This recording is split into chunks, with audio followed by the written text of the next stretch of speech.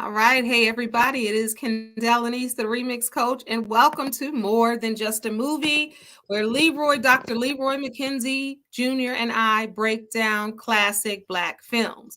This is season 5 of More Than Just a Movie, so we're doing something different. What we're doing now in season 5 is we are going to spotlight classic Black television shows. We did Good Times, we did The Jeffersons, and today we will be doing The Cosby Show and A Different World. Welcome my co-host, Dr. Leroy McKenzie Jr. Woo, woo, woo. Hey, Leroy. Uh-oh. It's game Hey, day. Leroy.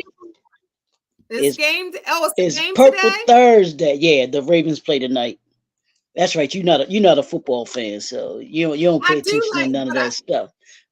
but I do go for the Ravens. I like the Ravens, and where I grew up, I gotta go with the Eagles too.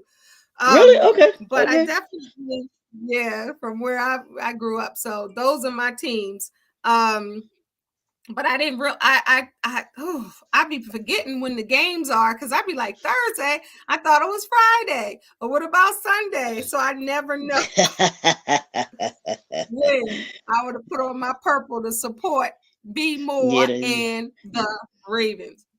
yeah. They need a much needed break after this game, so they'll get their bye week because they haven't had a bye.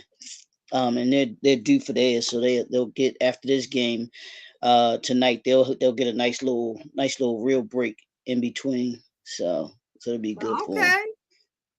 Well, we're So live on Facebook and Instagram, and I'm about to make sure I tag you just so okay, it can be yep, on your page as well. All right, so we're talking about two shows today yeah, that we yeah. grew up on. And when I say grew up on, we grew up on. We weren't watching the repeats. We weren't watching it was no DVR. We weren't taping the show to watch it later. It was no YouTube. So if you didn't see that show that night, you had nothing to talk about in school the next day. That's how that was. And it was literally, remember back then they say must see TV. It was like you waited all week for, I think it was Thursday nights that it came on at one point. That was must see TV was That's what I just said. yeah, it was Yeah, Thursday must nights. see TV. So at one point before A Different World started, which we're going to be talking about A Different World as well. But before that started, it was Cosby Show at 8 o'clock. Then they took over 8 o'clock and not and 8:30 slot. So for a whole hour, you got to see Black excellence. All right. So I'm going to talk about let's start with The Cosby Show. And I had A Different World up. All right. So The Cosby Show was a show. Bill Cosby decided to, and we talking about him then. We ain't know nothing about what was happening or what was happening behind the scenes. All we know when we were kids and we wanted to see the Denise, Theo, we wanted to see Vanessa, and we wanted to see Sandra, then later Elvin and all of that. But The Cosby Show is a series from 1984, September 20th, 1984. I remember the day because I was in the 8th grade, and Denise Huxtable used to be wearing these clips in her hair, and I had my mom trying to find these clips everywhere. And it made that type of impact.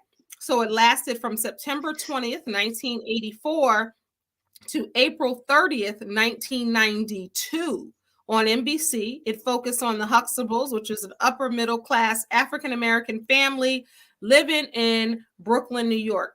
The series was based off of Cosby's comedy routines, which were based off of his life. And then later on, which we'll talk about, the second half of the show was A Different World, was a spinoff of The Cosby Show. And that started from 1987 and it ran to 1993, 144 episodes, 6 seasons. All right. We're talking about back in the day where we had TV guides. We had TV guides with, whoever was on the cover. We look through that and we can see when the shows were coming on. And then we can later read on the shows and the different episodes of our favorite shows. So again, if you're just tuning in, we're focusing on A Different World and The Cosby Show. First half, Cosby Show.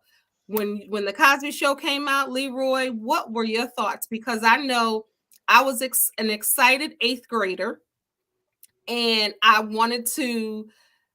It was beautiful to see, and I know they had a lot of backlash in the weirdest way, because people were like, well, you can't have no black doctor and a black lawyer with some little black kids living upper class, middle class family. That's not real. Good times is real. That is not real. But when we were kids, we didn't know it was real as real can get for us, because we saw us, even if we didn't have a father in the house or a mother in the house, even if our family wasn't, a mother wasn't a lawyer and our father was a doctor, it was still a sight to see for us as kids. What do you think, Leroy? No, I think that it was wonderful, especially to me, because it showed us, and still remember even at the time, just thinking there was this positive imagery of black people on TV, and like you just said, there were kids that were saying that very Mm-hmm. thing. Oh, that's not real. The Cosby Show is not real. Like, what are you talking about? And it shows you and showed me the power. And of course, I'm 84. I'm 15 years old, so I'm not don't want this deep into it, that or whatever. I just knew what it Mm-hmm. meant to my family, to me and my family. Mm-hmm. Mm-hmm. But it was a positive imagery that we got to see of us. I Mm-hmm. mean, our schedule as a family was around the Cosby Show on Thursday night. It Mm-hmm. was me, my mom, and my Mm-hmm. two sisters. Every Mm-hmm. Thursday night, we were right in front of that TV. We had our ice Mm-hmm. cream and pie. We had our ice cream and pie, or Oh, ice cream, nice. or popcorn. That was what we did on Jiffy Thursday night. popcorn is that. Don't play. Yeah, wasn't no microwave popcorn There back wasn't then. no Not yet. microwavable popcorn in the Jiffy. When I was the youngest cousin, and when it was my cousins, I was the youngest one out of us three. So I would have to be the one that sat there because I was the youngest and shake it over the On the stove. stove. If you don't, let me tell you, if you ain't a certain age, you don't know about You don't standing know at nothing about the that. stove Yeah. with one hand on your hip, one like this, You shake, know, and then you open up that aluminum foil. they did, and I don't know if you watch this show. It comes on the History Channel. It's called the Food That Built America. They do a Yeah, whole you told me slew to of watch series. it. Yeah, you told me to They watch it. they did in one of the episodes of the Food That Built America.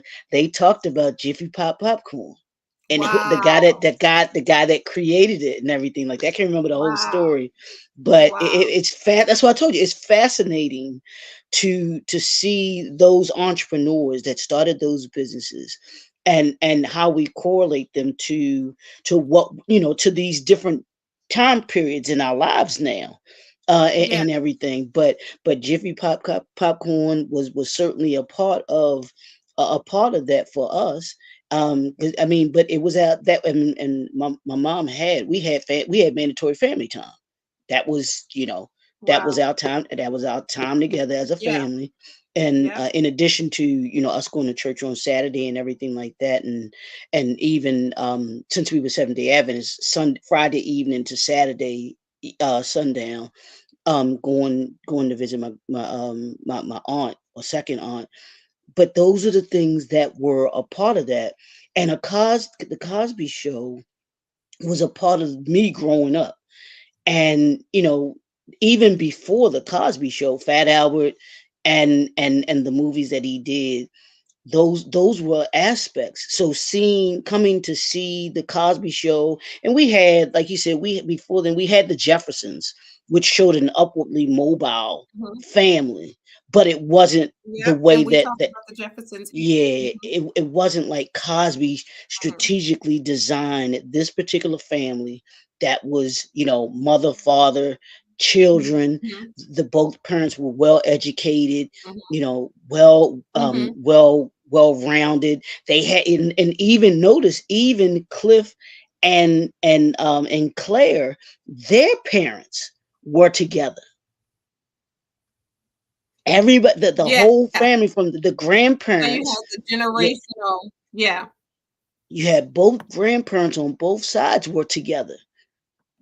Yeah. So you had And this people were dynamic. saying that that was unheard of. Right, People and were right, saying, this is not real. This is right, not real.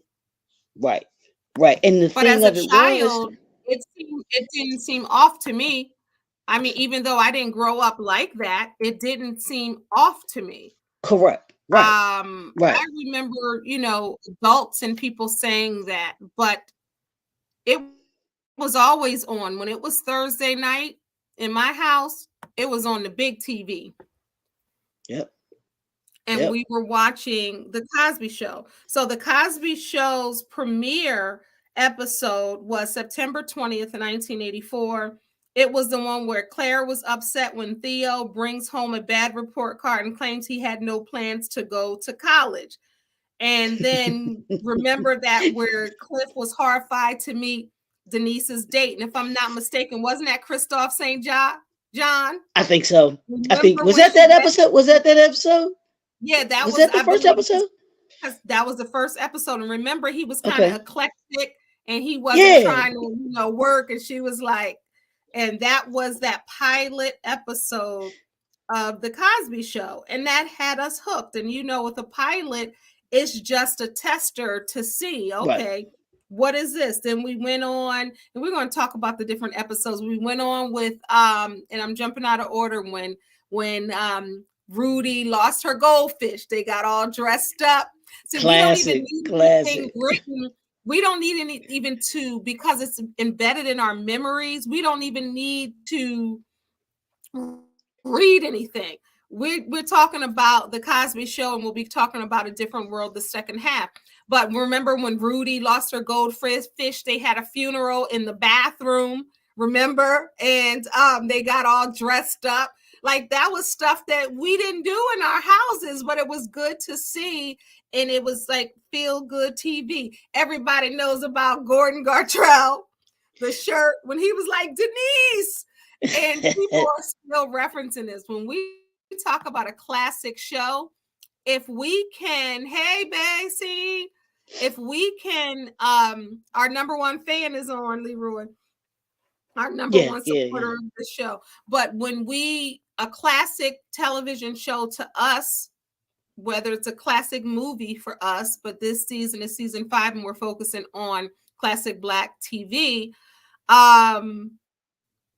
is those things that you can remember off the top of your head, or you still use them in the culture now. Like when we see a shirt messed up, and we be like, that looks like a Gordon Gartrell shirt. Or or when when Vanessa went to Baltimore to have big fun, right? Classic I episode, wasn't living man. in the area then. I was like, dang, I want to go to Baltimore and have big fun, and look at me now. No, you can't. No, it wasn't going to Baltimore. It was you had to go to Baltimore and have big fun, didn't you? Didn't you, Vanessa? Right. Nessa Yeah, was I think, Nessa I was trying think, to live for us. Right. I think that was the maddest I saw the character Claire on the show. I don't And think she I was ever shutting her remember. down.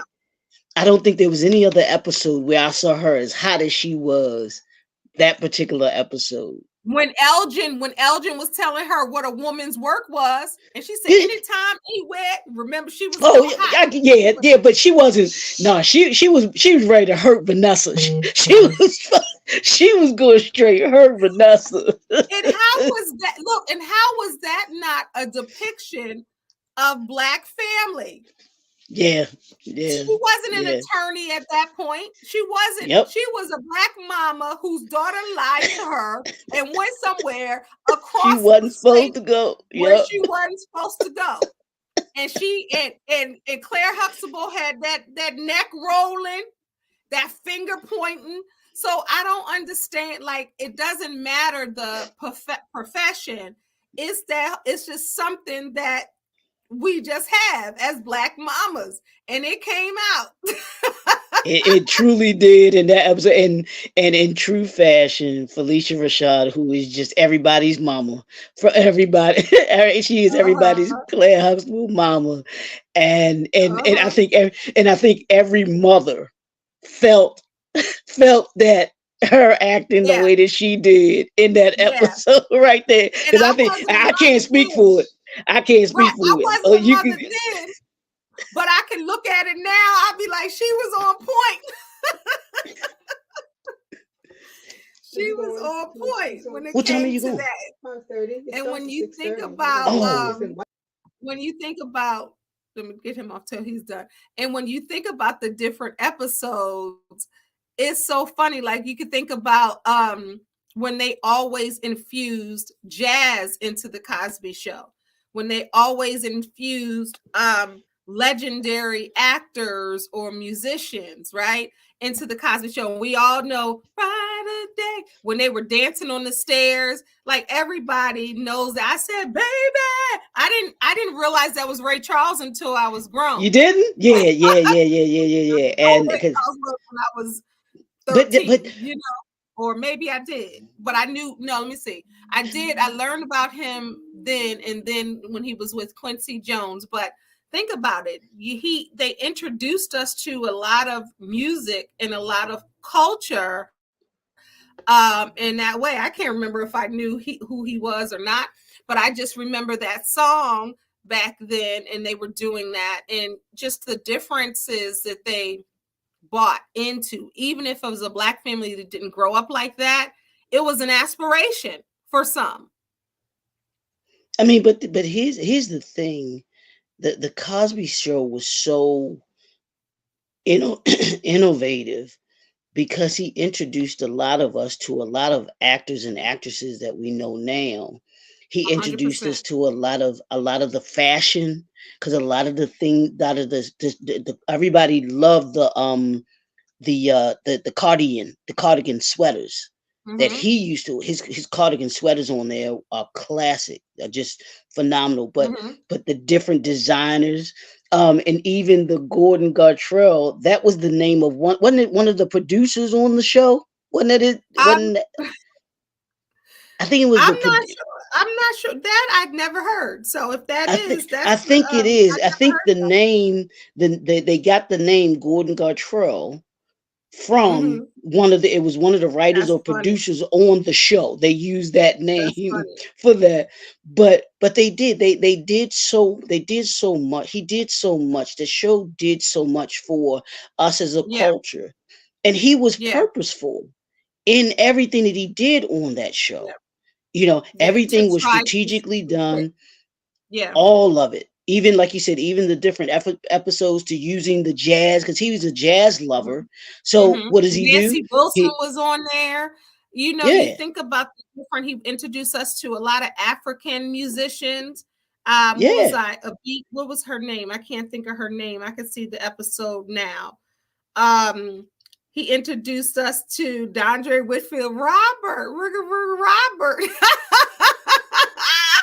who's still doing his thing now. Speaking, as you always speak of males versus men, I did that book. When you think about, you think about just so many people, from Naomi Campbell to Garcelle Bouvet, to It was a whole Cynthia slew of them. Bailey. You had Blair To, I mean, it's Underwood, so many. Blair Blair Underwood, Underwood, what's the name? Givens, Robin Robin Givens. Robin It's just Givens, it was a Christoph St. John. I mean, we would be here all day. And my ex-boyfriend was on that show. He was on Lean on Me, who I talked about, but he was on that show with he was Slide. This was like towards the last season, Slide with Erica Alexander. Mm-hmm. Cynthia Bailey was in that episode. Shout out to Mushan Lee. You think about even when they at the latter years when they ended up doing it, right? um to have all of those people's careers started, Essence Atkins, Yep. um it's just so many. I'm going to pull up how many people, and I don't, it's Yeah. just so many. Hey Joe. um but I want to read some trivia as always. So Bill Cosby insisted that the show be filmed in New York. And many people have heard this. Rudy was originally going to be a son, um, and they couldn't find any boys. So then they opened up the audition for girls, and of course, Keisha Knight Pulliam Wow. became. But I remember hearing that before because they were trying to keep it like his children. Um, it was inspired by I Love Lucy. Cosby intended Claire to be Dominican, who could speak Spanish when she gets angry and go on tirades as a Spanish speaking woman. But they ended up changing that, and I'm glad that they did, even though Yeah, Claire me too. spoke Spanish on a few episodes. Felicia Rashad didn't have many scenes during the third season because she was pregnant. Remember those when they would have her with the grocery bags, and they would have her, covering her stomach. Bill Cosby is the only character, Cliff Huxtable, who appeared on every single episode. Malcolm Jamal Warner failed his initial audition when reading a scene with Cosby. He felt Warner was speaking disrespectfully. However, Cosby asked Warner if he talked to his father that way. Warner replied no, earning him a second audition. Um, Theo was dyslexic, of course, and it was based off of Cosby's real son, Ennis, who was. Now, I'm going to say this little fact. I don't know her, but I found out at a family reunion years ago that Camille Cosby is my cousin. I don't know her, but I wanted to talk about Claire's maiden name is Hanks, and the maiden name of Cosby's real wife, Camille, is Hanks. So that's why he decided to do that. And Felicia Rashad, everybody always talks about Sandra. Like, where did she come from? Sometimes she's there. They didn't have all them kids. Sandra looked grown. Why is she on there? She was only, Felicia Rashad was only 10 years older than Sabrina. So technically that really couldn't have been her mother. The Cosby Show was rejected by ABC. NBC, of course, picked it up, but ABC said, "No, this ain't gonna work." How you like me now, ABC? Yep. And in real life, Earl Hyman, who was just beautiful, he played Cliff's father. He was only 11 years older than Cliff Huxtable. And then who played Claire's mother, is only 14 years older than her. So these were some beautiful, and I love the fact that they had older people in the show. They had a range from the kids, and it was very cultural because you had the younger But kids it, who were learning from their parents and learning from their grandparents, and everybody is spending those moments with that are priceless. but that was the thing about the Cosby Show to me. It was real. It was a Mhm, realistic mhm, family. mhm, That's a mhm, real that was a realistic look at a mhm, family and the generations, mhm, and to be honest, that's the way it should mhm. be. Yeah, That's the way it should be. It should have been. It should yeah, be in our lives today. And he tried to give us, or I ain't gonna say he tried, he did give us an imagery that we could look at as black people and say, yeah, you know what, that's the standard. That's the yeah, standard that we should be living by. Yes. You know, that's what we should have. The grandfather and the grandmother have a great influence on both sides of the family, Yeah. on their kids and their children's children. You know, Yes. I Yes. mean, the show, of course, wasn't perfect. I'm not going to say it's perfect or whatever and stuff like that, but it was as close to a perfect show to me that you could have. It's still my all time favorite show. I loved I'm even a different watching the. world. I'm a different world, which you're going to talk about in the second half. That's one of my favorite shows. I mean, Cosby Show, it's one of love the mine Cosby too. Show, grew up on the Cosby Show, but a But different world. Yeah, but just the lessons that I got from a different world and from Cosby Show, a hundred because percent. Cosby Show gave me those lessons, especially like the episode when Theo thought he was grown, and he With and the they took house, and they they took took all up the stuff off the roof. and, They took all the he stuff had to off the go roof, buy stuff. and they were Classic. and she was What house pretending you like she was the landlord. Remember, Claire was pretending like she was the landlord, and right? then Rudy came in with them little She was the glasses. banker. She was Miss Oglesby or Shuttlesworth, whatever her Yeah, name was. you know how many It, people have done that to their children since then? Like, let it's me a show you it's how this thing called life works. it's a family on YouTube, and I think you've seen it. It's a husband and wife, and they have the son usually does the narration. You can never see him, but you Uh-huh. hear him. But they do like the family lesson. They do like lessons that they teach their son, and it's just classic stuff that we look at and we see and we be like, man, yeah, those are the lessons that your parents should have given you or did Yeah, give you, because I can yeah. remember some of them. And you just like, or when when Denise thought she was grown and she could go do with her money what she want to do. Oh and, Lord. and Claire told her Everybody, the if you're next time. watching live, if you're watching live or the playback, in the comments, tell us some of your favorite episodes of the Cosby Show. Go ahead, Leroy. No, but she said the next time that that you want to buck up against us, and you can go take whatever money you got in that account and you can go discover America. You know what I'm saying? Those kind of classic lines that you like, yeah, Yes, that's definitely a black yes, mother right there. Those are yes. things that you do. I And learned about.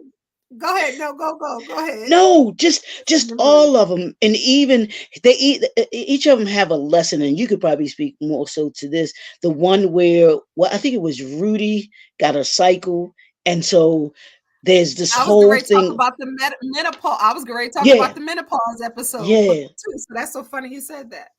yeah. But those they infused life lessons Mm-hmm. into that show. and Mm-hmm. and and I don't know if you know this. I'm sure you probably do, but it wasn't just Mr. Cosby that was the writer, whatever. He had a consultant, Mr. Yep. Poussaint, Yep. Dr. Alvin Poussaint, who was a Yep. psychologist. Who's They big? had a Yeah. psychologist in the writers' room Yep. telling them, yes, this sounds good, or this looks good, this is how this should Yeah. go, this is how that's how particular he was about the message that Yeah. he wanted to be able to carry out in that show. It was So a good yeah, message. It was a good yeah. message. And when I think about menopause, and the first time I had ever heard what, I Debbie Allen was on there with her, and she was, remember, Mm. she's trying to train her, and she was like acting all, like everybody's like, what's wrong with her, mom?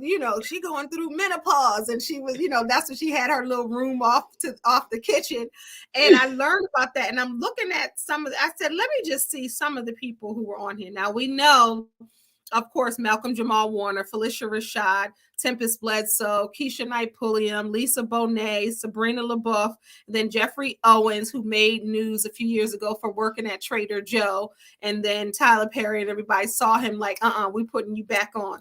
And then later we have Raven Simone, Dion Richardson, Bud, Earl Hyman, who played his father. We had the late Michelle Thomas, who was going with Malcolm Jamal Warner, who later was on Family Matters. We had Erica Alexander. We had Cockroach, Carl Payne, Anthony Payne. We had Clarice Thomas, who played the grandmother Huxtable. We had Alicia Keys when he had the little kids. And remember, she was bouncing on his Okay. knee. We had Reno Wilson, Adam Sandler, Joe Williams, Tashina Arnold, Troy Winbush, Alan Payne, Sammy Davis Jr., Angela Bassett. Okay.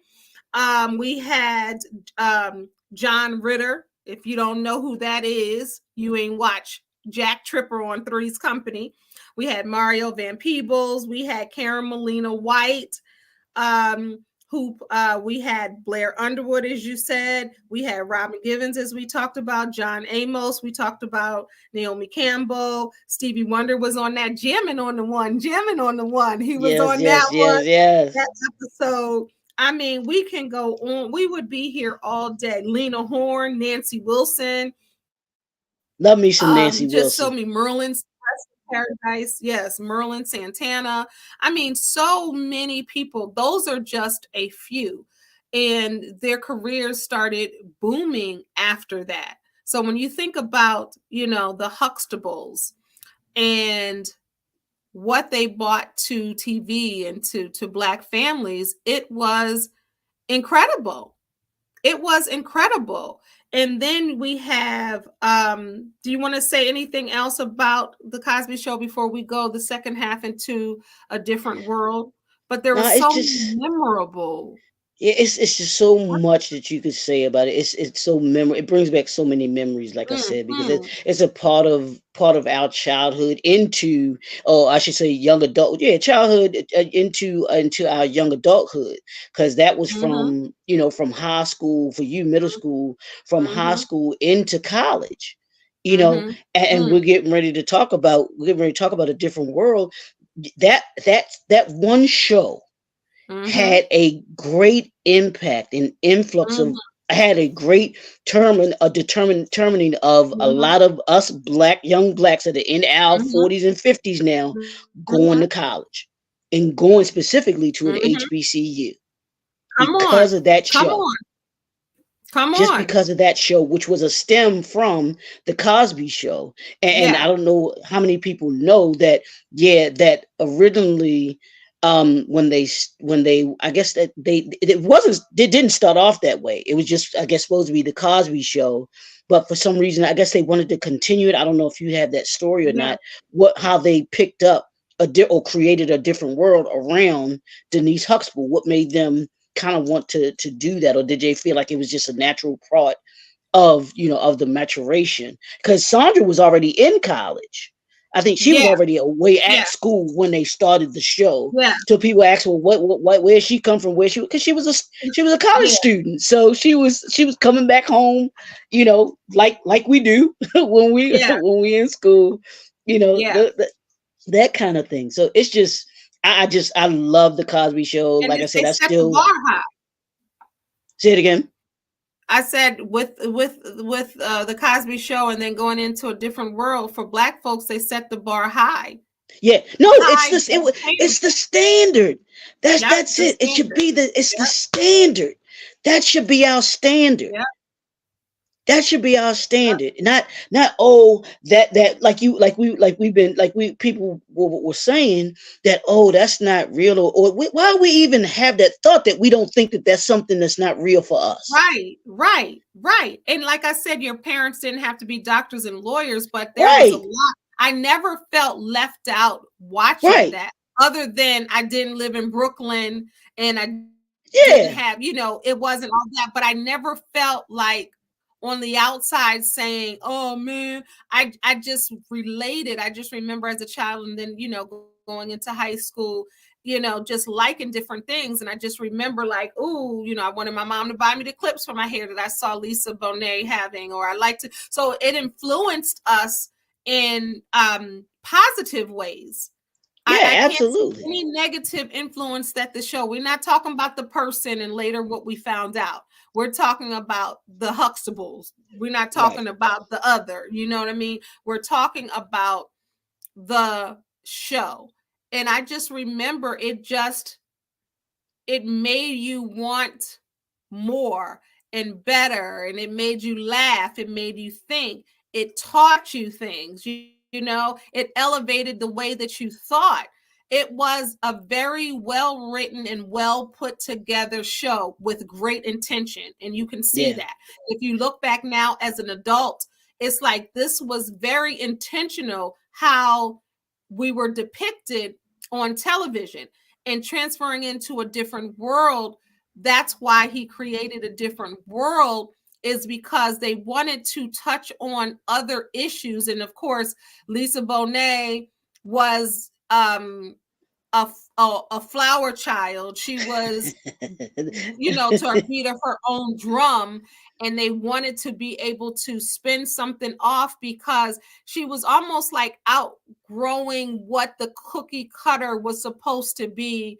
For the For the Cosby Show. And then they wanted to explore different things that they really couldn't explore on that show. And then, of course, he made it an HBCU. So let's talk about, we're transitioning over to A Different World, which was a spinoff of The Cosby Show. It aired again for 6 seasons on NBC from September 24th, 1987. At this point, I'm well into high school now, to the same age of preparing to go to college, to July 9th, 1993.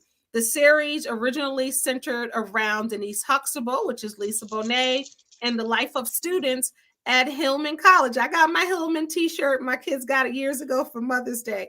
A fictional historical Black college in Virginia. It was inspired by student life at historically Black college and university. When I went to go see Jada Pinkett Smith, her book event, a lot of people were wearing their Hillman shirts. And I was like, dang, I could have wore mine. But that shows you now, all of these 30 years later. See, look. Yes, that's his. Yes, love it.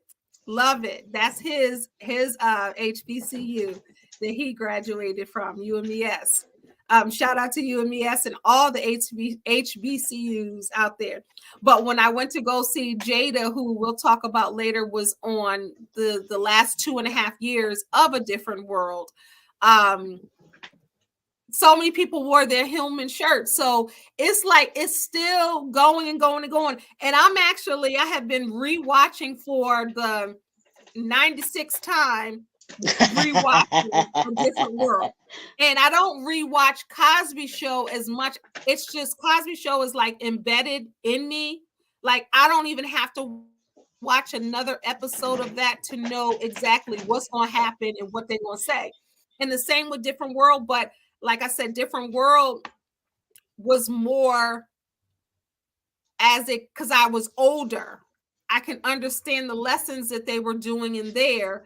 And then going into that college age, I was right in the nugget, in the space of the demographics that A Different World wanted. It was no recording. We weren't recording it. We weren't going back to look at it on YouTube. We weren't doing this. Was must-see TV. I was not going anywhere on a Thursday night at 8:30 because I was watching Dwayne. Well, in the beginning, and we're going to talk about that first season. And then when Debbie Allen, she came with some salt and pepper and she some hot saved it. sauce. She saved that show. She saved it. Yeah, she saved Because that Bill show. Cosby came to her personally, like, something is wrong. We need to do that. And Debbie Allen said when she first, which I just saw Debbie Allen, she hosted Jada Pinkett Smith's book event in DC at an HBCU, the Howard Theater. So, and then when Debbie Allen was talking about, I've seen interviews with her, and then A Different World had an unsung.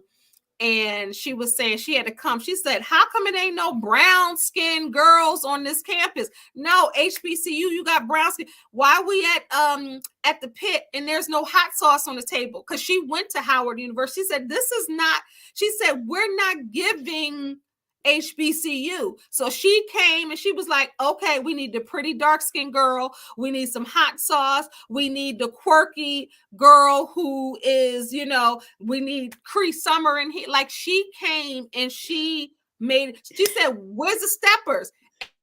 Ain't no sororities, ain't no fraternities. Like, what's going on? And she came and blacked it up. But see, and it started with let me just say this one part. It started with So the concept, we're gonna go right into you, Leroy.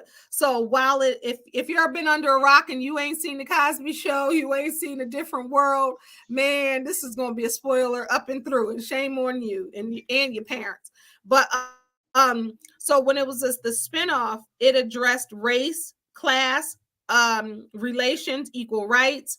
They talked about HIV. One of the first, they talked about historically black universities. They talked about, so the first season it came on, Hillman Student Body was talking about um, political things, and they were getting Denise acclimated into HBCU or college, talking about grades and talking about a lot of different things.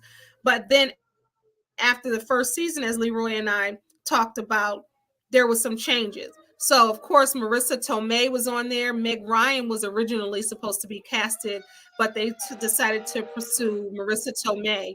And that first season, it was like they were trying to figure it out. Then after the first season, it came to Cosby's attention that the series was not accurately portraying historically black colleges. Again, Debbie Allen, alumni of Howard University, was hired to revamp the show. During the summer of that show, 1988, Lisa Bonet announced that she was marrying Lenny Kravitz and they were having a baby. Allen was in favor of having a young pregnant student on the show, but Cosby was like, no, we're not having that. And that's how she got off the show. And then I don't understand, went back to, she wasn't pregnant. She just went back to the Cosby show and got married, but they never showed her pregnant. So what do you think about that? How she got off of the show because she was pregnant? Do you think Debbie Allen was right saying this is real life? Kids get pregnant in college. What do you think? Well, I think Mr. Cosby had a certain message that he was trying to put out there. And the message that he wanted to put out there, especially from the Cosby Show all the way to A Different World, wasn't that of, yes, that those things do happen and did happen, but that's not the lens that he wanted to be able to look the HBCU through. So I agree with him with saying, and it was his vision. You know, Mm-hmm. Debbie Allen, she was the director, and she gave her input, but he Mm-hmm. had the final say on it, and I'm For sure sure. he probably talked to Mr. Dr. Alvin Poussaint, and they might have had a dialogue about that imagery, and they Mm-hmm. didn't want that to be, even though it does happen, that wasn't something that he wanted to kind of Mm-hmm. magnify and put on Mm-hmm. that stage, if that makes sense. Mm-hmm. It So does. and I think that And we're talking honestly, about, and we're talking about the 80s too. well, that was the late 80s though, because you're talking Yeah. 87 towards going into the 90s. So things But were, it's not technology now, is was what I'm starting to, saying.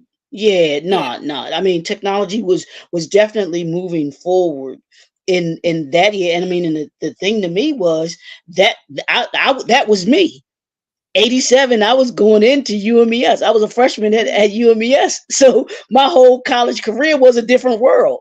Yeah. That was me living on campus, and with Mr. Cosby deciding to say, you know what, well, let's bring Lisa Bonet back.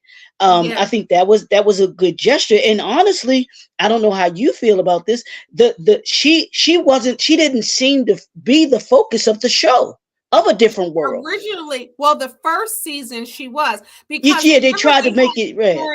they had the corny shows, like she was a clean, she was, I just think, remember the first season, which every time I rewatch, I for the most part I skipped the first season, but I Right. remember it It's like when they put the pig, remember when they put the pig nose on her because she ain't clean her yeah, room and she was messy. Then she yeah, was failing her classes. Then it was very cheesy, and it could have been at any college in middle college, right. America. And that's what they And were that trying to make wasn't it. the plot, right? And Right. that wasn't the plot. The plot was HBCU. We need some seasoning. We need some real life. And that's why, from a Howard graduate, Felicia Rashad and Debbie Allen graduated from Howard University. They're like, you need to come HBU, this kind of thing, because it wasn't keeping the attention, and it wasn't the intent on what the show was supposed to be, because it Yeah. was not given HBCU life. It was given any college in middle America. But Right. although the first season, Gladys Knight was on there, that was my song, Love Overboard, Love Overboard. Remember when they did that? So they had some great episodes in season one. And we didn't know what it could be. So when we watched season one, we were still ready to watch season one, and it was still good for us because we didn't know how it could be. So season one was still good. Dwayne Wayne was still corny. That's See, why you gotta be when corny? no, but I'm saying that's how they tried to make him. I'm not saying that. I'm saying they wanted to have the corny intellectual guy. Then they wanted to have Ron a contrast where I like he wasn't intellectual that guy way. rather than corny. Oh, I like intellectual guy. Ain't nothing wrong with corny though. To me, there's nothing wrong with corny. Well, I think it I'm has a not negative saying it. connotation. I'm telling you No, I what get they what you're say. It's saying. not coming from me. But the thing is, I just think that corny has a negative connotation to it. And to me, I choose Dwayne, corny any day. yeah, yeah, Dwayne, I'm going to say Dwayne Wade, Dwayne Wayne. He was the very smart 1600 on his SAT scores because he always let you know he scored a Engineer, six. He scored a engineer 1600 student, on his SAT score. engineer student, right. Then you have Ron where he just happy to see some women and he Right, ain't as yeah. smart as his best So friend. But and those of us that went to an HBCU, every single one of those characters that we knew on a different world, I you went were to one. either that person or you knew that or Yeah, you knew that yeah, person. yeah.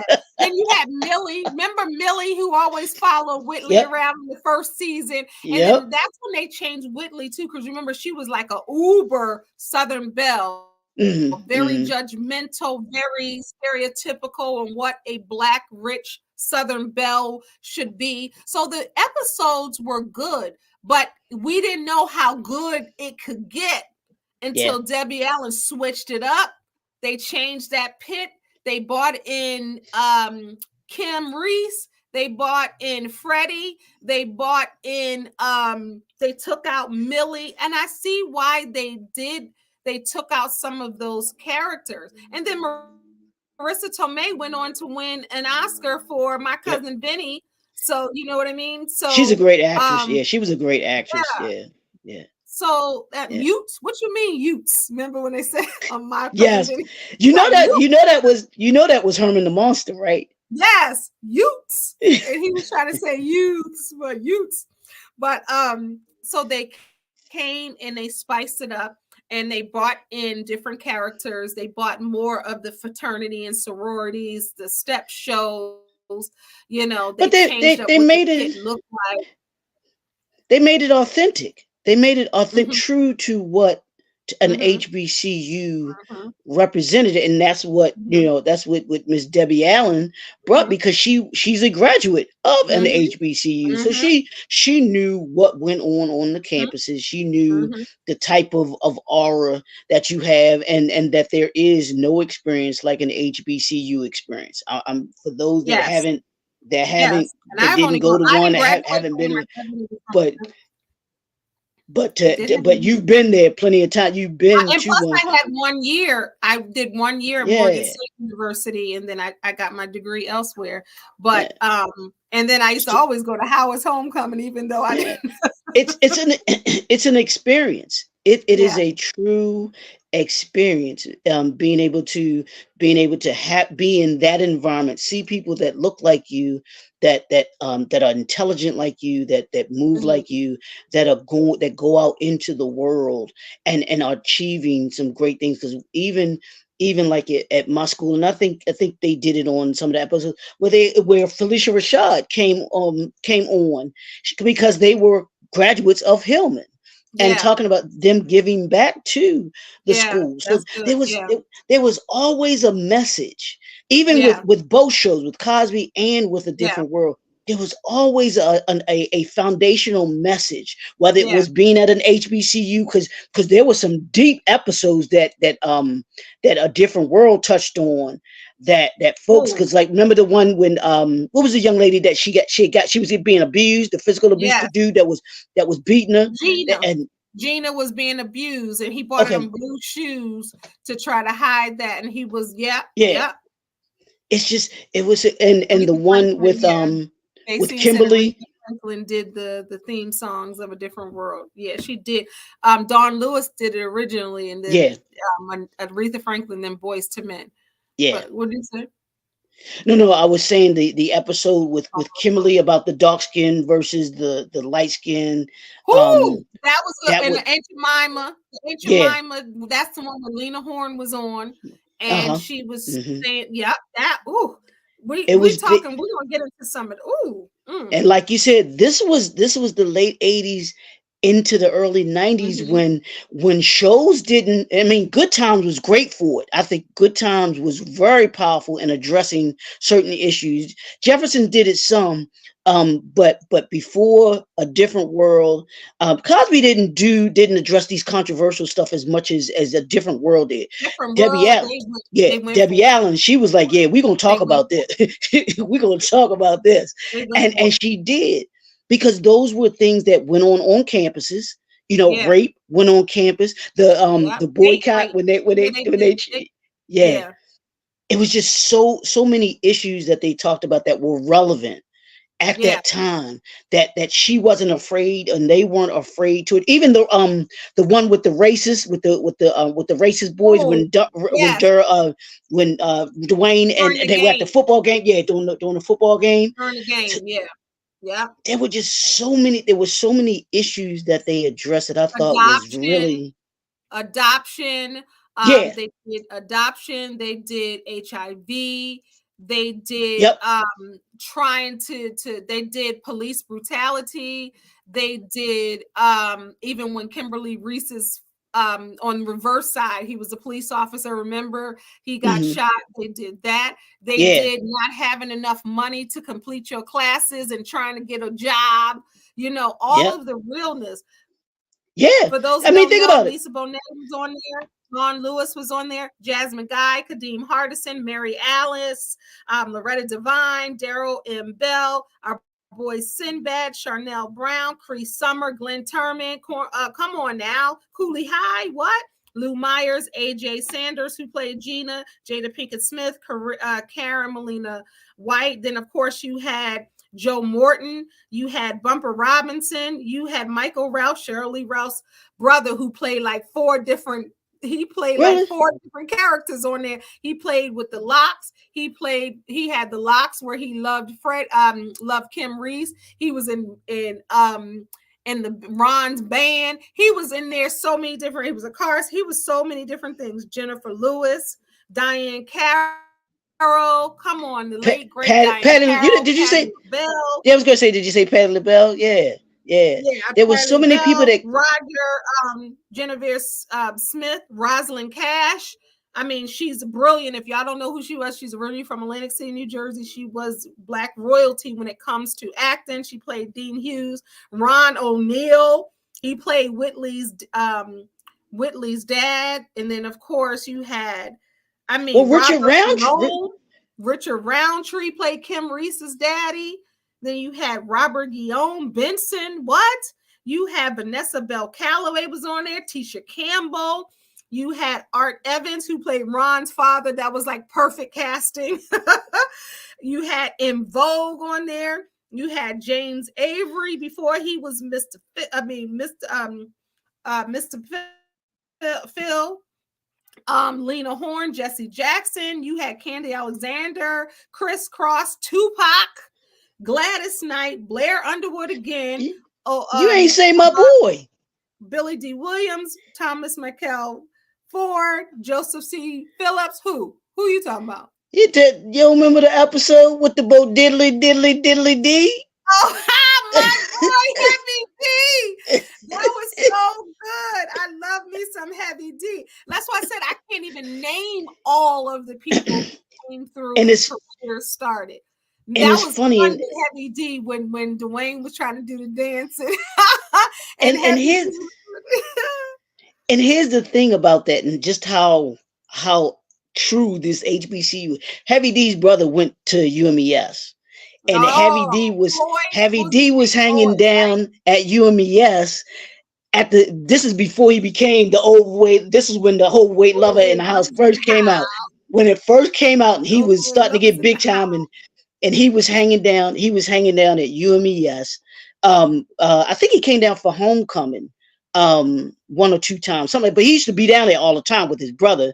But he, I think he performed. I think it was either my freshman or sophomore house. year, when he was just starting to blow up, man.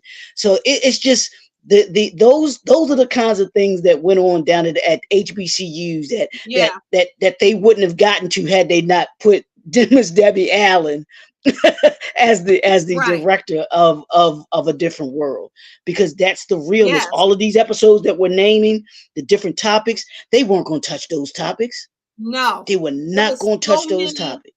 so many topics, and the numbers, I know it made me want to go to an HBCU. The numbers skyrocketed not only Yep. for Black the youths going to college, but it skyrocketed HBCUs like to the point where people really thought that Hmm. Hillman was a real Real college. They were college, getting yeah, they quizzed did. in the jail and asking how to apply. People that never dreamed of or ever thought or see themselves on a campus, Yeah, they yeah, wanted to do that.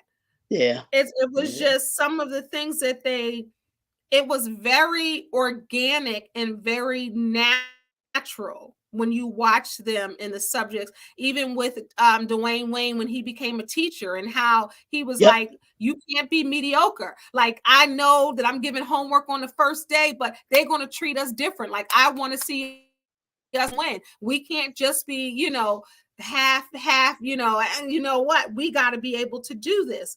And just seeing the evolution too of the characters, Yeah, how Whitley, Dwayne, Kim, Ron, how the evolution even of how you're growing in your youth. And then yeah. only to come back, graduate, and see them, because everybody be like, you went to HBCU, but did you graduate? That's the question that It, as a real question. So to see them graduate, and even realistically with Ron, he didn't do what he was supposed to do. So he had to take another class. Whitley wanted at one point wanted to change her major. She had to take another class. This is real stuff. And then to see them graduate and to become Professor Wayne, and Whitley as the art buyer, and Kim Reese in medical school. Like, that's very aspiring.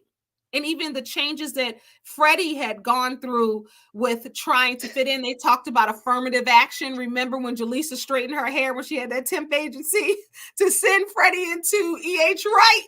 And she went in there and they were talking about affirmative action and even, assimilation. Even we talk about the Crown Act, right? That was passed. But think about where they said Freddie wasn't professional because she had the curly hair. In order to be professional, she had to straighten it. Like, these are real subjects. they were real. Those were real issues. And here's something even more truer, and I think that it carried the show, which was relationships, and it's more Mm, specifically the relationship mm. between That's Dwayne and Whitley, mm, and how mm, Dwayne was this, was this funny looking dude with the mm, glasses that flipped up. When he mm. first got there, he was trying to holler at everything that was there, and then he tried to holler at Whitley. Whitley wasn't trying to have it. He goes away, gets an internship in, what was it, Korea? Was it Korea? Konnichiwa. So Konnichiwa. could Wow. yeah. And he gets this internship, and all of a sudden he coming back and he flossing now. He He got flossing the a little suit. bit They seen each other on the on the plane. They seen airplane, each other and on it the was plane. like He was looking at him a little she different. But Whitley he was knew coming. He knew it was coming. Whitley was literally singing Shantae Moore's song, and my boy from Casey, was it, is it Casey or Joe? I always get them mixed up. KC. See I see you you, are you in a different tonight. light? It was like, oh, I knew that's what you was getting ready to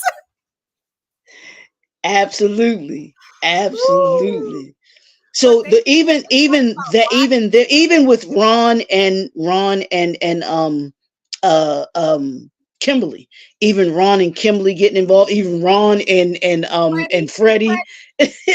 So you had these dynamics, and Freddie. they address relationships in here, which is true on a campus and on a HBCU campus as well. So they didn't back away from anything on that show. They We really need to didn't. do a whole show about relationships and how we can get it from a different world. Mm, I'm Where with he that. was talking about we that's a whole show right there talking about relationships and going through the different relationships um in a different world. Because Hmm. think about where it's that one episode. Oh, Montel Williams, remember they were on Montel Williams and she said all I'm doing is sitting here eating macaroni. That's my episode. But think about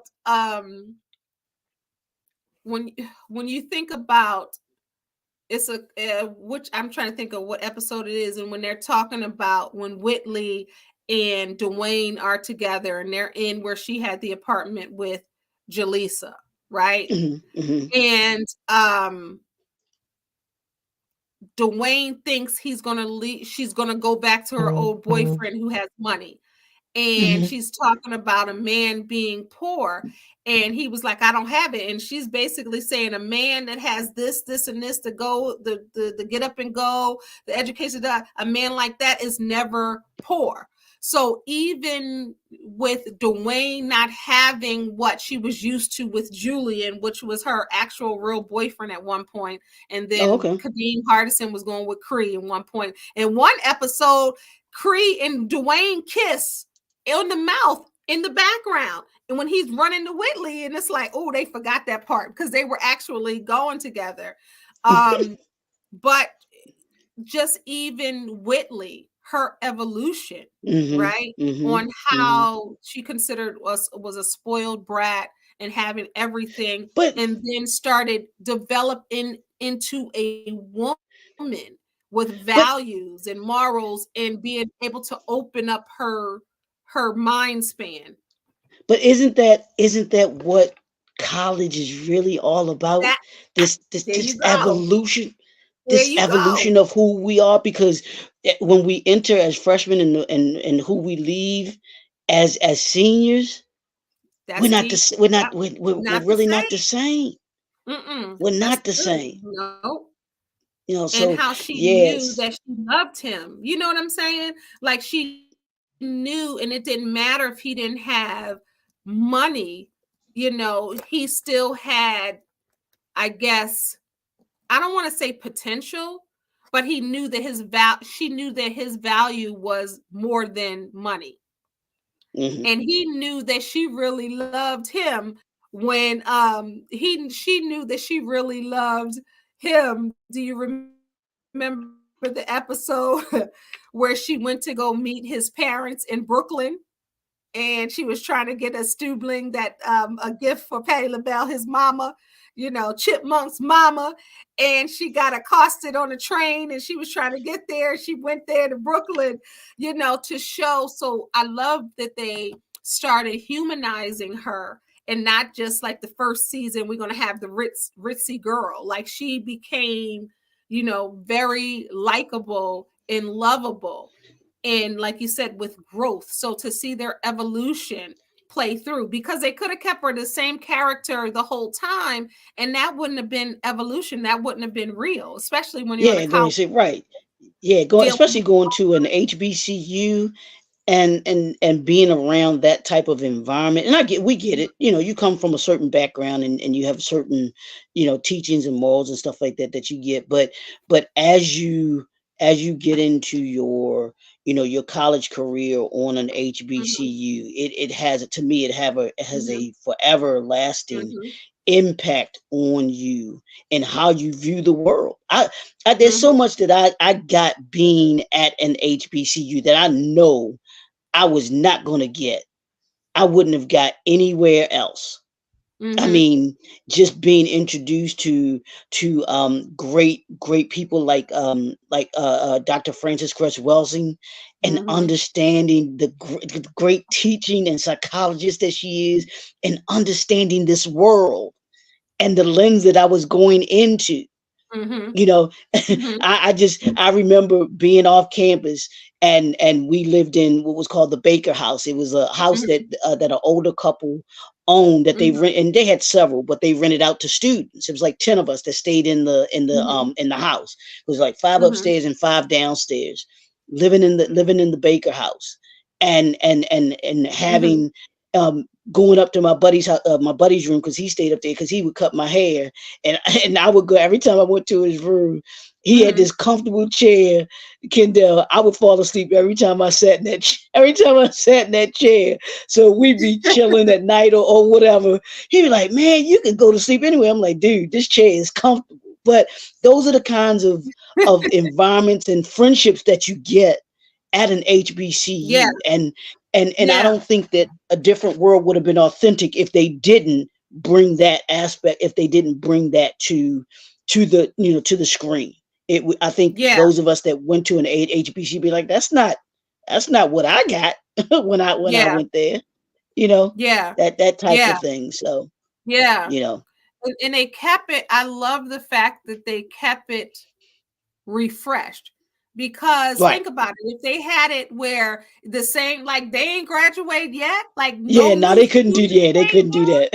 So I love, even with the that. new flux with Right. Gina and Charmaine and Lena James, Jada and Bumper Robinson, and all of that, like when they added the fresh life. So you have where they were, the older ones were the freshmen, and when Freddie just came in, she was a freshman, and then now you have newer kids coming in, and now they're the elders, and they're still in college, they're still in grad school, or they had just graduated, they started, and then now you have this new breath of life where you have, you know one of my favorite episodes, I mean, no guess, y'all ain't gonna be surprised, is when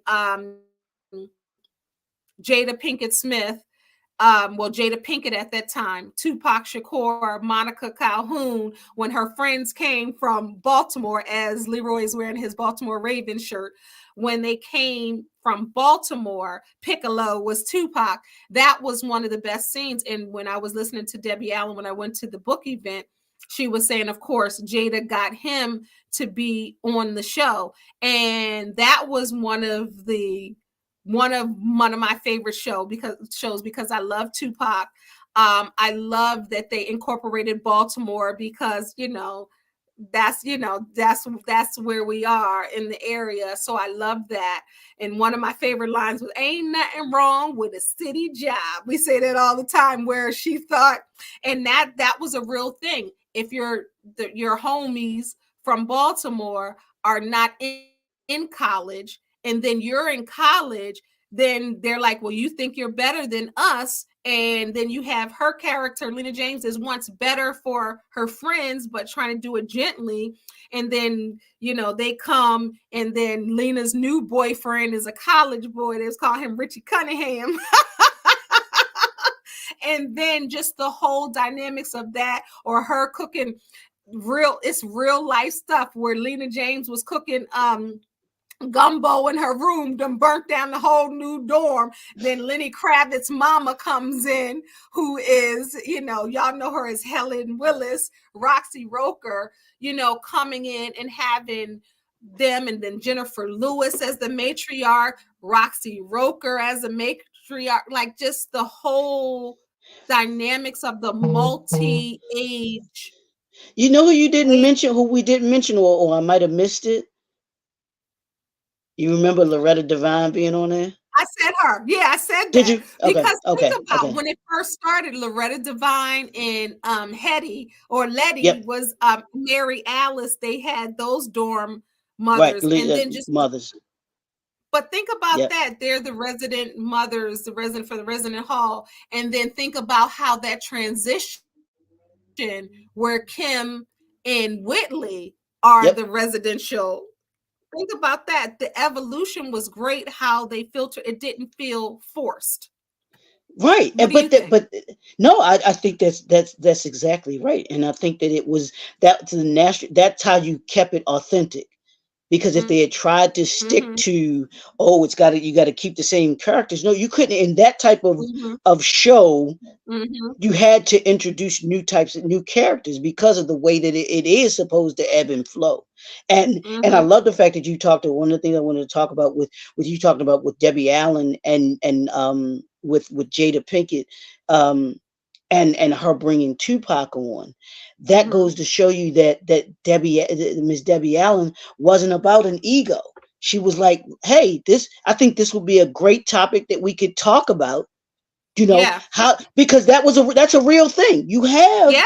You have students who They're are, feeding two different worlds. No pun right, intended. come, yeah, and coming into this, she's, Jada's character on here, she's coming into this new role, she's going to college, she's trying to better herself. The homies back at home, she see them kind of when she goes home or whatever, but they happen to roll down to the campus as our, you had That's friends that real. did that, that would do that, to come see you or whatever and stuff like that. And then all of a sudden it's like, oh, you too bougie to be hanging with us now. It's like, Mm-hmm. that whole, all of that is real. It's All of that is real. authentic to It's what real. happens. And Debbie Allen wasn't, big headed to say, what, no, that's not something that we can do. We're not going to do that. Yeah. And saying, hey, we can develop a story around this. Yeah. And that comes with them Yeah. being able to communicate, and the show being open Yeah. to innovative ideas and creative Yeah. ideas. Yeah. So I love that about the show, that they Yeah. did do that. And Yeah. they weren't afraid that, two things. I love that they weren't afraid to take on new topics. And I No. love that they weren't afraid to bring in, new people to be able to move the story along, that it wasn't going to just be, and they kept the old ones there to a certain extent because they went on to Yep. become professors. I thought the fact that was great, that Dwayne didn't go to another Yep. school and become a professor. He came back to his alma mater, and Right. that promotes us supporting our own alma maters. Yeah. And You like know, Rodney and says, yep, I talked about Monica Calhoun because she was the homie from Baltimore. It yep. was Sean, Hmm. I can't think of Sean's last name, Monica Calhoun and Tupac. And they Yep. all came, and then her boy came to see Gina because he was like, who is that? And then, her girl liked, Terrell, Terrell, and then of course Tupac. But it's so interesting because as I got to, it was amazing to me when I went to Jada Pinkett Smith's book event, and I keep bringing this up because it was Debbie Allen on the stage interviewing her. And even though we know Jada now and all of that, that was still, when I saw her with Debbie, that's still like Lena James. Like that's a part of our growth. And Debbie Allen talked about at the event, she said that Jada Pinkett auditioned for the role that Tisha Campbell did with the HIV. Remember that episode? And they talked Hmm. about that real in the classroom, and then them not wanting to touch her and talk about all that. But she said Jada came in saying, I'm the next Debbie Allen. Like, I want to be like you. I want to dance, sing, blah, blah, blah, blah. And she said that she had a light when she came in there, to the point where we're not going to give you just a one-time role. She developed the character Lena James over Jada in her life. Wow. So when you're talking about her dad, remember when Hmm. she and then talking about how, too, with that character, how she wanted to go to college so bad she wiggled her way in and didn't even have a dorm, and then the stuff with her father, and Right. different things like that. Like, they touched on so many things. And when we think about Gina, which was AJ Sanders, and her a boyfriend abusing her and then buying her stuff, and then we think about um they talked about apartheid a lot. They Hmm. talked about giving back. They talked about the Me Too movement. Remember with Whitley at her EH Wright? Remember the guy was trying to hit on her when she was wearing the clothes, her outfit. So then she tried to cover up and they tried to put a camera to show. But that Me Too movement stuff is real. Like became like a thing where people would do that and it would just be part of work culture. They Mm-hmm. opened that up. That's right. The gun episode. You remember Yep. that? Yep. That's right, It's Rodney. just That yep. so many, so like I said, just so much that Cosby Show and A Different World did for our Mm-hmm. culture. Mm-hmm. That's what I tell people. We can say what we want to say, but the 70s, 80s, and 90s was the most creative. And I'm talking musically, movie wise, and entertainment wise, and that's why we have so much that we talk about, and why folks Mm-hmm. here is talk about this so much, Mm-hmm. because it was so much that was Mm-hmm. around during that time Mm-hmm. that we're able to reflect on now, and we Mm-hmm. see Mm-hmm. what how the culture Mm-hmm. was, what how it began, because this was the Yep. beginning of hip hop culture. This is the Yeah. beginning of the HBCU, Yeah. big big kind of growth in culture. To Yeah. me, it was always, Howard and a lot of these have been around for years, but for us, there was this big influx going in of really an acknowledgement of the HBCUs, Yeah. these topics that we're dealing with during that time frame, the 80s Yeah. and the late 80s and going into the 90s, man. It's, to me, it's nothing like it. There was nothing Yeah. like it. There's Yeah. nothing that ever since the Cosby in A Different World, I don't know of another TV show that has matched those two together. I really can't Yeah. think of anything else No, you're that right. has Because been I'm in. thinking about when Whitley, remember when she was going to lose her virginity? Hmm. They talked about, I'm just thinking about just by memory, if I look some of the stuff up, just by memory, Yeah. some of the things that they tackled where people might have been afraid to talk Hmm. to their parents, or didn't know Right. how to start conversations, or didn't know that they had anxiety, or didn't know um, that every girl on campus doesn't have a boyfriend, or that some boys are virgins, or that some, you know what I mean? Stuff that you may have no clue about. They laid it and all out there every single season. and even the campus violence, we know the stuff Yep, that went on recently at at Morgan. Morgan. Mhm. Tell me that's not, they address those types of things Mhm. on A Different World. So Mm. the things that we see today, we saw some of it back then, Mhm. but they weren't afraid to talk about it Mhm. Mhm. back then. And Mhm. that's what made A Different World what it was. That's what Mhm. made Cosby Show what it Mhm. was.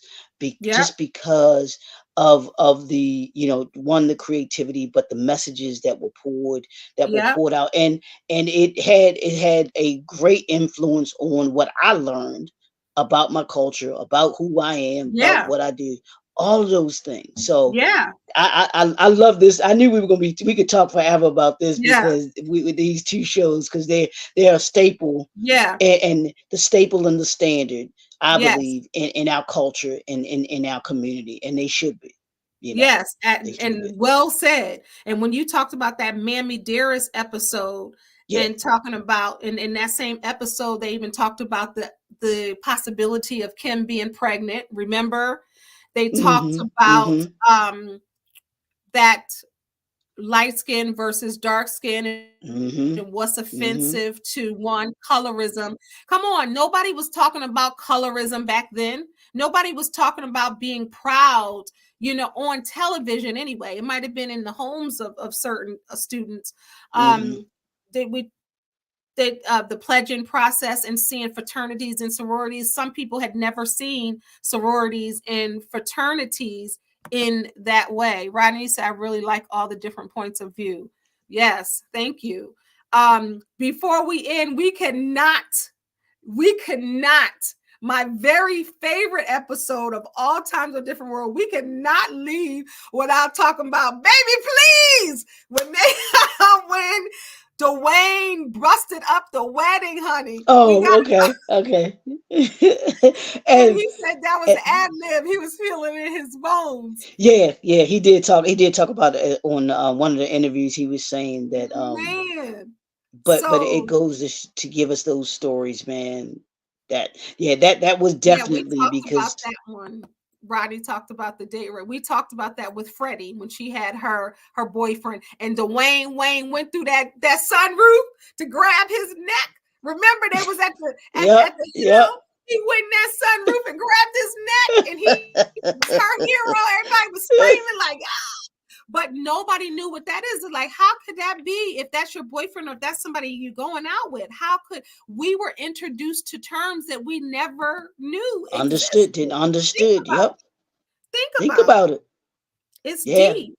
So I yeah, love the fact, and we keep using the word evolution, but the way that a different world flowed from each season and the character development was one of look, Rodney's just tuning in. He's saying the riot. Yep, Leroy talked about that. Look, he going, he just tuned in, so he got it. See?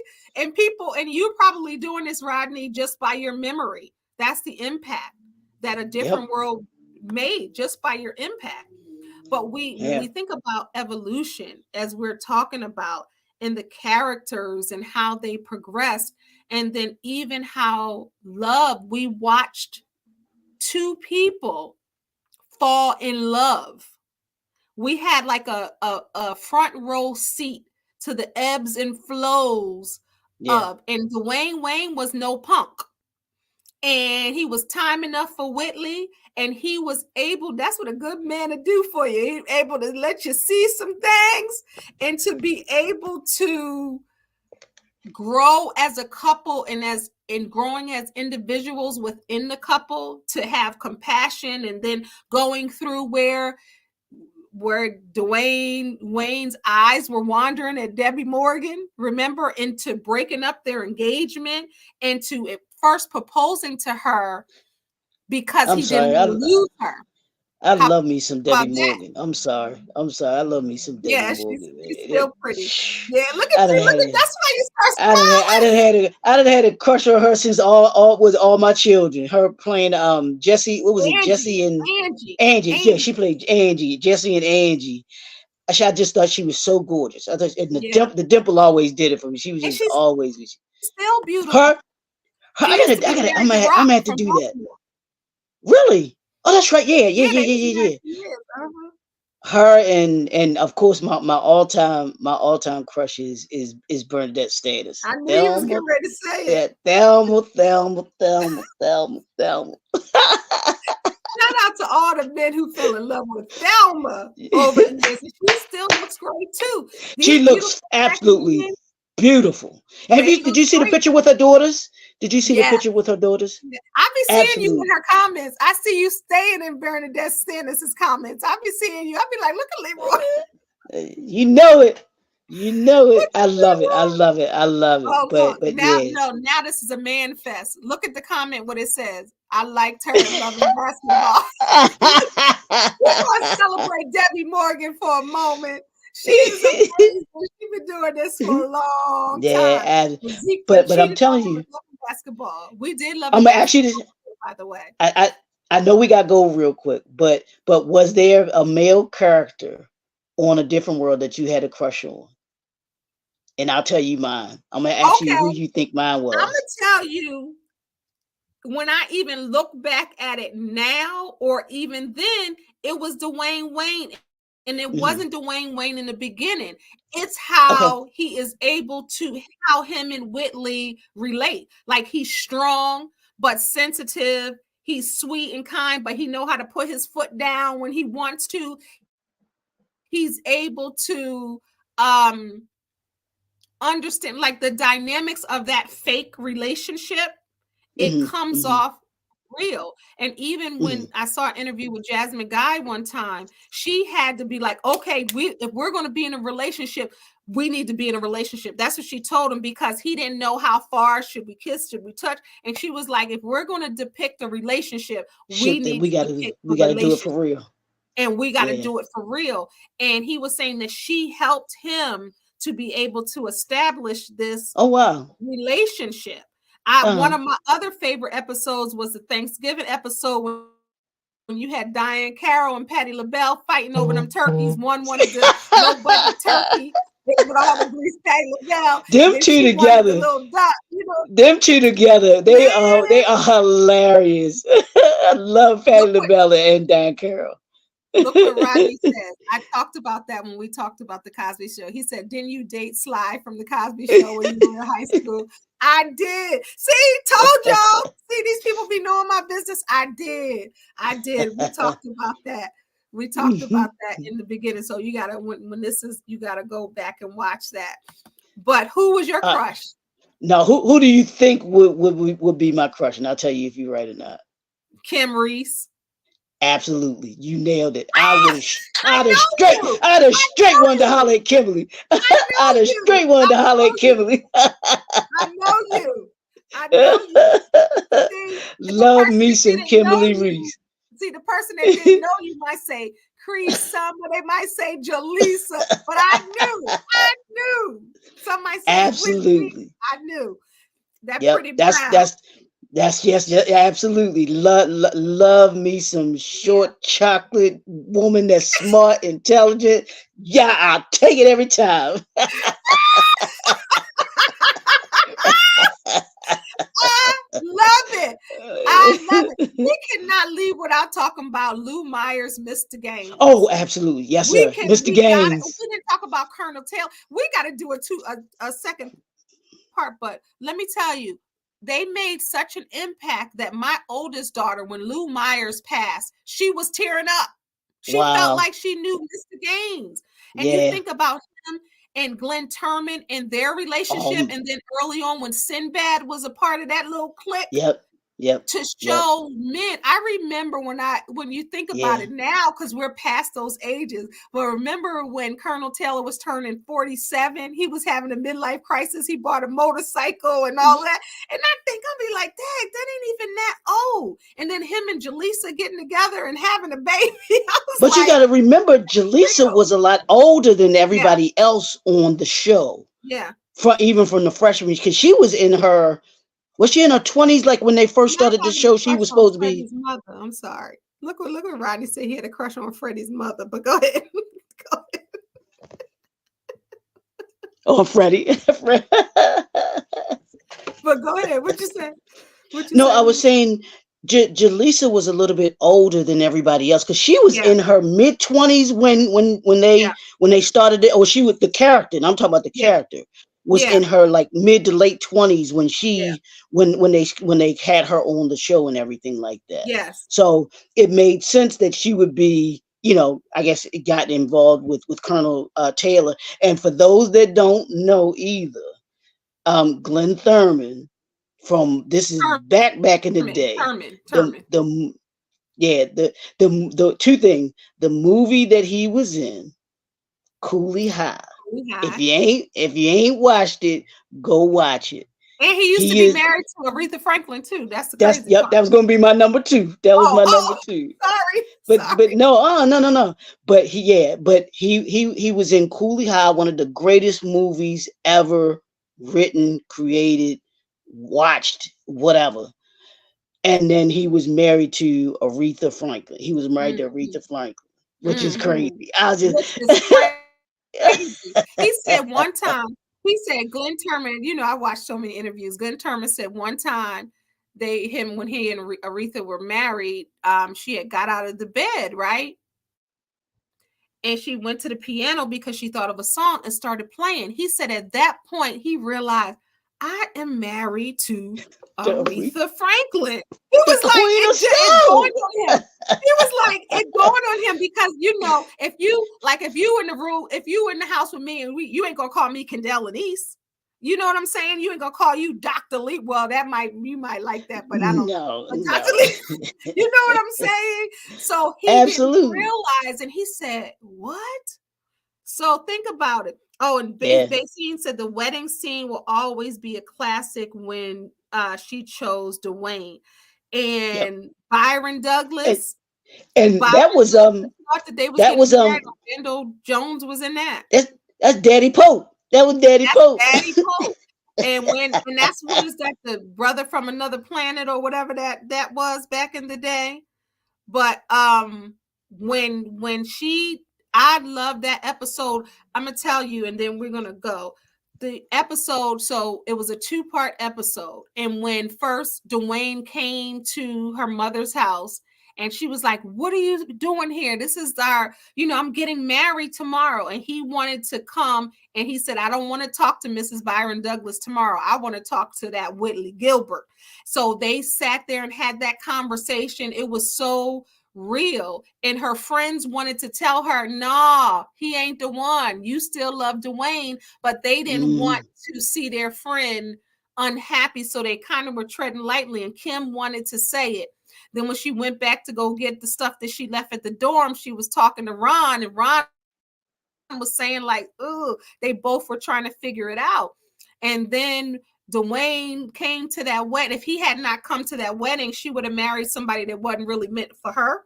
She yep. would have married somebody who she liked enough, not just like all the way. So when he came to Mm, that wedding, he said he wasn't coming because so many people marry people that's just enough, right? And not the one. So when he decided to, when he said he wasn't coming to the wedding, everybody like, okay. So then when he came, and she turned around and looked at him, and he said, "Baby, please." Byron was left at the altar. And I love and Michael was in there too. He was like, "Said I do, but to who?" Like, who are you saying it to? And and when the, and they the did that, the crowd erupted and everybody in TV land went crazy. And yep. all the friends that came, everybody was happy and cheering them on. And for everybody that we know it's a TV show and everything, but it does have some reality in it. Mhm. Dwayne, I keep saying, I don't know what keep saying Dwayne. Wait, Oh, look, Dwayne, this is, uh, see, y'all ain't he gonna let us end this yeah, show because he just he said, "I'm glad Dwayne and Ron made up before they moved to Japan." I cried on that End of the Road series, that season finale. But go ahead, Leroy. and he gave Whitley a reason to say no. He gave her the out that she was looking for, and it shows that ladies and men, that what when you for fellas, this is to you. When you see something that you know is right, that you feel is right, don't hesitate, bruh. Tell her how you feel, because she could be feeling the same way, and she could be getting ready. You could be letting your Whitley marry someone Oh, else, yo, oh, and he you said, "You're there's Whitley." you don't want to live your life in regrets, and ladies, you don't want to live your life with what you was just said, Kendall, with someone that is just enough, or it's okay, they'll do. It's Mm, he's good enough. mm, Don't never accept that. mm, Be true to who you should be, true to your feelings. I think mm, sometimes we allow feelings to keep our egos to keep us from admitting about mhm, about certain things. And I think that if Dwayne and Whitley were true real people, and I'm sure that's happened in real life, but mhm, when you take a look at your feelings and how you really feel mhm, about somebody, man, that's the one that got away. Well, you mm, don't let them get away. mm, Tell them how mm. tell them how you feel. Be like, if something ain't right, something ain't right. I'm gonna put the Love Well, Guru by your name. I'm gonna put the Love Dr. Love Guru. Put that. But we're gonna address and then we gotta go. We're gonna address what Roddy said. I'm glad that Dwayne and Ron made up before they moved to Japan. I want to talk as your man, Leroy, obviously. mhm. I want to talk about the significance of Ron and Dwayne's best Mm, friendship because yeah. it was very honest. It was very pure. When Ron was messing up, Dwayne Wayne stepped to him. When Ron said, "Yo, you about to lose your girl if you don't act right." That realness and that someone to pull your coattails. And then when Dwayne was like, "Come on, I've been carrying you all this time and my back is tired. Like you need to get yourself together and get a job." Like, and for their relationship to be able to stand the test of time. And then when Rodney just said when they talked before, because remember they were on the outs and they were and Dwayne and Whitley were going to move to Japan and they were still able Hmm. to repair their relationship and Yep. he be the godfather. But talk about quickly about the significance of having that, I don't want to say bromance, that best friend, No, through college and beyond. no, And you've they're got different, but love each other. no, you do. You develop. I had one of my closest friends, and he's passed away now, but we've been friends since college, since freshman in college, and you develop those where you have the ability, and that's true. That's how you know you have true friendships, is when you can be real with your bro. It's like, bro, you like you say, your slip is shown. That's what that is. It's like, bro, you messing up. What are you doing? What are we doing? You know, and to be able to be real with that and be able to know that the relationship, the friendship can withstand that, because each of you know that you when you do things, you're doing it out of love. I care Mhm. about you enough to not let you, like you were talking about Ron. I care enough about you to let you know you about to lose the woman that you say you love. Mhm. And if Mhm. you don't act right, you don't do right, I'm not going to let you do her wrong, because I know how much you care for her, but I care for Mhm. her too, because she's a good friend as well. Mhm. That's what real brothers do. That's what Mhm. real brothers do. And you don't get a lot of those. And in college, I have two, I got like four of us that I'm still friends with, literally friends with, close friends with, from college. Out of everybody that I know that I went to college with, there's one that's, I mean, she and I, like I told you, my best friend. She know where Mhm. the body, she know where the body's buried. Uh-oh. Uh-oh. Uh-oh. She the one that's like, I'm gonna call your mama. So Yeah. that's the type of this friendship that you're talking about. That's the kind of friendship that we have. And then one of my other buddies, he's overseas, and then there's one in Tulsa, Oklahoma. We're still close, and those relationships matter. Yeah. But to be able to have Yeah. those bonds that you have, because you don't get Yeah. that. You don't Yeah. get that with everybody. You know what I'm Yeah. saying? You really Yeah. don't. You really Yeah. don't. That's good. And Yeah. Rodney says, we talk brother another from another blood could not make them any closer. And they were, and they, a true friend is telling you what you need to Yep. know and not just what What you want? want to Yep. hear. But Yep. I got a question. So, well, first they had different world had a reunion on Jada's Red Table Talk. That was very, very good. Everybody was there. If they weren't there, they were piped in via Zoom. That was very good. So if you haven't check that out, I think that's available on YouTube to see, some of the behind the scenes and the conversation. Debbie Allen was on there as well, and that was a good one. So that's on YouTube. If you haven't seen that, I don't know if you can still see the Different World Unsung, where Debbie Allen had a fight getting some of this stuff to air, like these real Yeah. topics. Like she had to Yeah. really push the Yep. water uphill to try to get some of these, but she was adamant about having these real experiences and these Yeah.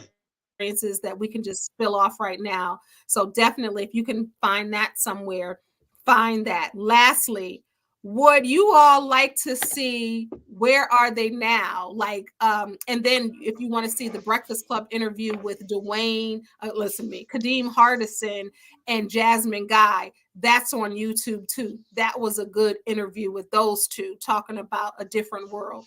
He Um, got big. he did. He did. He was on my show, Love Is.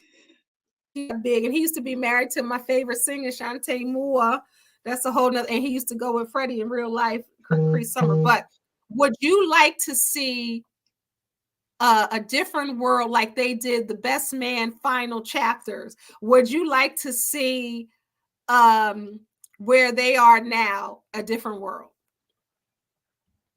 like a show? No. Now me, no. No, I think I think shows like that, you kind of you leave it where it was. It was good for what it is, and you don't. To me, you don't mess with it.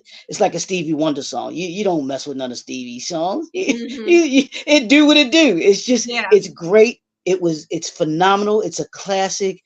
I mean, we can still watch reruns of A Different World and Cosby Show right yeah, now yep, on TV. You yep. can watch every single episode, Yep, and and they so were going I to do don't a spinoff with Dwayne and Whitley.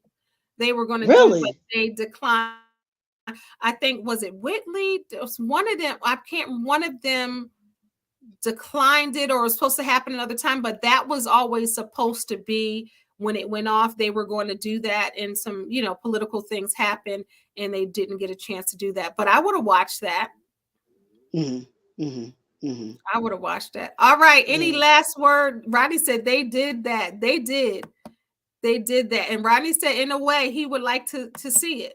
I think for nostalgia's sake, if they did one episode of them in the pit and their kids mm, or their children went to Hillman, I would love to see Dwayne and Whitley's child going to Hillman. that'd be kind of good. That'd That be would kind of be good just to dope. see that. That Yeah, would that'd be be kind of good. Yeah, dope. yeah, I would yeah, watch it. I would watch it. So today, this was a great show, Leroy. We talked about the Cosby Show and the impact that made on the Black community and family. Ronnie said it would be hard without Mr. Gaines. That's true.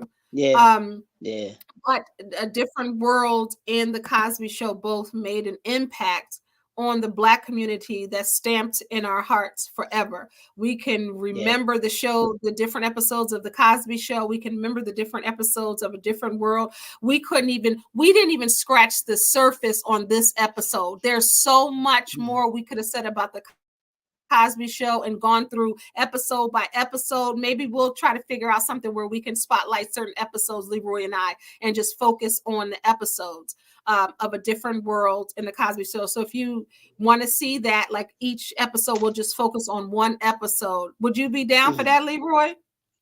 Yeah, yeah, yeah, definitely. Because Yeah, like I said, the topics were that they addressed, yeah, the issues that they addressed, which is some of them, and like you said, Miss Debbie Allen had to fight to get these episodes yeah, done.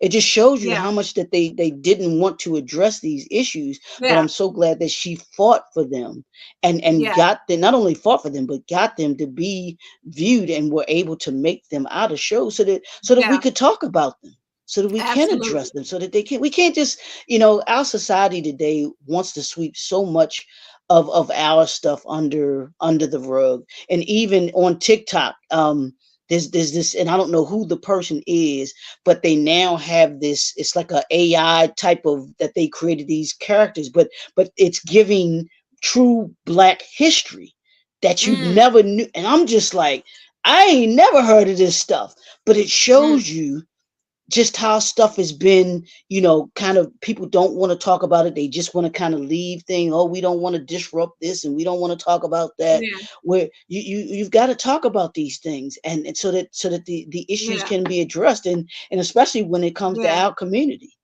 you know, yeah, it's yeah, important. yeah. Leroy, you need to talk to Rodney because he's talking about Gordon Gartrell. We talked about that. You came in late. You got to go back and see from the beginning. We talked about Gordon, Denise, when he was like Denise, and she was trying to save some money. We all know. We all try to go around the mulberry bush to try to save a little coin, and it don't end up working out how we wanted it to work out when your money is short. But if you want to see Leroy and I just break down your favorite episodes of the Cosby Show or Different World, let us know in the comments whether you're watching live. I'm not sure if the live comments will save it within it. So go to YouTube if you're watching on Facebook and put them. This will be uploaded as soon as we're done. Then put in your comments of the shows that you want us to break down, and we'll talk about it in that way. All right, Leroy, you got the final words, my brother. Nah, it's a different world where we come from. It's a different world where we It's a come from. different world of where you come. And what about the oh, remember when they did the political one on A Different World when they were Ross Hmm. Perot and Mrs. Clinton and they oh, that was a good one too. They touched All of politics. them. So Hmm. many, They, she so didn't. many. Debbie Allen didn't back away Mm-mm. from the That was good. issues. And I think that's what made the show so authentic. That's what That was made the good. Cosby Show authentic. That they were purposeful in the messages that they brought to us, and we're forever grateful. Mhm. And we can talk about them forever. And not only us, but you got generations Yep. that get to Because see my kids love these Different these World. these shows now. So Hmm. yeah, I think it's phenomenal. And we Thank you, can't Mr. forget to Cosby. talk about the intros in both of them. Cosby Shows was good in A Different World. I Just the know, intros right? got you excited to watch. All right, you got the Yep. final words. Land this No, baby. Go ahead, Leroy. no, go if you haven't if you've been somewhere for the last 20, 50 years and you ain't seen them, you can watch both of them on I think BET and TV1 both air A Different World and Cosby, or And Cosby is on, I HBO think, Max is too. on TV1 or Aspire, one of the two. But you can see all of the episodes. They're just absolutely phenomenal. They'll take you back if if you've seen them before. It'll take you back to, oh man, I remember this episode. I remember episode. You can come in right in the middle of it and know exactly what it is, where it is. So that's just how powerful these two shows are and what they mean to us as as Black people, as a culture. So I thank Mr. Cosby for the creation of these shows, because they forever changed our life, forever changed our culture. You know. Amen. All right, Yeah. everybody. Thank you for watching More Than Just a Movie. That's my brother, Dr. Leroy McKenzie Jr. I am Kendell Lenice. This is More Than Just a Movie, where we break down classic Black films. But this is season 5 of this show. So we are going to break down classic Black television shows. I'm gonna hook the banner up so we have the television shows. Next week, Leroy, what you want to talk about? Let me put you on the spot right now. What What you Black talking TV about? show? We ain't doing next week because we're gonna be eating turkey. Oh, that's right. In 2 weeks. But go ahead, shout out the Ravens. Come on, everybody say their prayer. Come on. All right, um, so but but go let's ahead. um let's think about doing. I was thinking about living single. We got to do living single, and I was thinking Family Matters.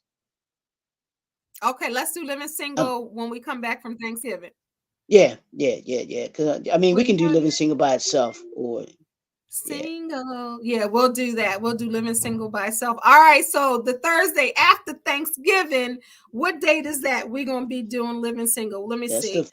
the first week in Wait, December, whatever that is. Is that the second or third, something no, like it's that? the 30th, November 30th. Is it? Oh, okay. November 30th, we'll be back. We might surprise you and maybe do a day before Thursday where I talk to my co-hosts right here and see what we can do. But all right, Oh, okay. everybody, thank you so much for watching More Than Just a Movie, where we break down classic Black films. Remember, you're a star. Don't allow anyone to dim your shine. Till next time, God bless. Peace.